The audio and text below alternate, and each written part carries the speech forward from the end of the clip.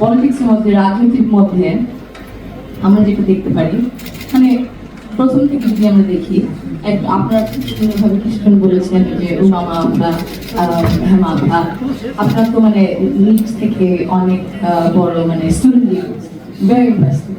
এখন আপনাদের মতো অনেক আছে নিশ্চয়ই, আপনারা তো ওদের সাথে নিশ্চয়ই কাজ করেছেন। এখন ওদের জন্য যদি আমরা ঠিক মতো না চিন্তা করি, ঠিক আছে, স্টুডেন্ট লিডার থেকে, লোকাল গভর্নমেন্ট থেকে ওই পাইপলাইনটা যদি সৃষ্টি না করা হয়, আর ওই পাইপলাইনটা ধরে রাখা যদি না হয়, তাহলে মেরামত করা না হয়, তাহলে তো সুযোগ সুবিধা থাকবে না। ওরকম ভালো ভালো নেত্রীদের ওরকম আমরা সুযোগ দিতে পারবো না। তো ওইটা প্রথমে করতে লাগবে, পাইপলাইনটা সৃষ্টি করতে রাখবে আর ধরে রাখতে রাখবে। দ্বিতীয় পয়েন্টটা হচ্ছে যে এই মেন্টরশিপ আর ট্রেনিং। আপনারা অনেকজন আছেন, অনেক প্রফেশনে খুব বিশিষ্ট, এবং অনেক তরুণরাও আছে, আমরা আপনাদের কাছ থেকে শিখবো অবশ্যই।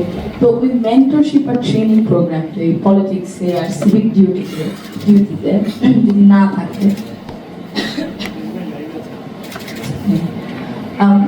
তাহলে ও কিভাবে বুঝবে যে ঠিক আছে আমার এইভাবে এই পথে যাওয়া উচিত, আমার ঠিক আছে এইভাবে জিনিসটা বুঝতে করা উচিত। তার মানে একটা ছায়ার মতো, তাল গাছের ছায়ার মতো যদি একজন কেউ না থাকে, একটা মেন্টর, তাহলে কিভাবে ওই ছোট গাছটা আমার বড় হবে।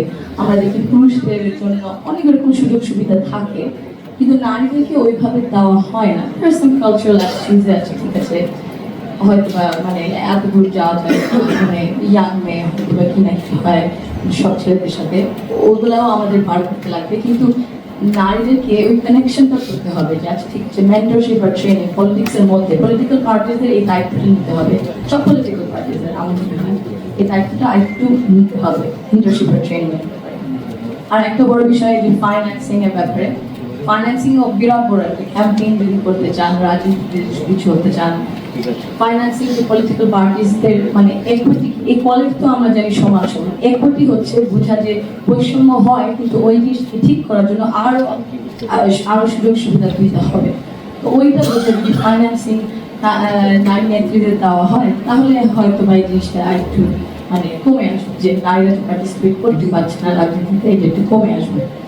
এবং নারীদেরকে সুযোগও দেওয়া উচিত, বুঝতে আসছে ওনার মানে মেধা আছে দাঁড়ানোর জন্য কোনো একটা লোকাল গভর্নমেন্টে, না হলে কোনো একটা কনস্টিটিউয়েন্সিতে।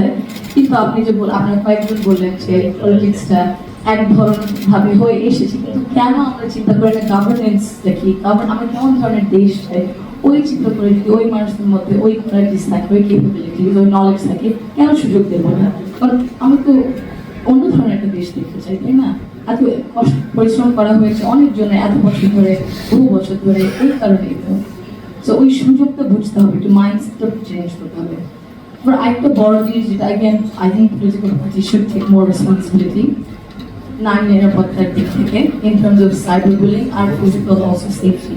The code of conduct থাকে প্রতিটা পলিটিক্যাল পার্টি, যে আচ্ছা ঠিক আছে, যে এই মানে আমাদের আইন তো আছে, পলিটিক্যাল পার্টির দায়িত্ব নিতে হবে, দায়িত্ব যে কোড অফ কন্ডাক্ট সেফটির দিক থেকে যদি কোনো নারী নেত্রী, স্টুডেন্ট লিডার্সের কোনো কিছু হয়, তাহলে ওরা ওদের মানে এই লিগাল নাহলে কোড অফ কন্ডাক্টের মধ্যে যে ভিতরেও যদি কিছু হয়, আমরা দায়িত্বটা নেব যে আমরা ওনাকে প্রোটেক্ট করবো, ওনার পাশে থাকবো, ওনার পাশে দাঁড়িয়ে থাকবো, ছেড়ে দেবো না। এই জিনিসটা চিন্তা করতে লাগবে।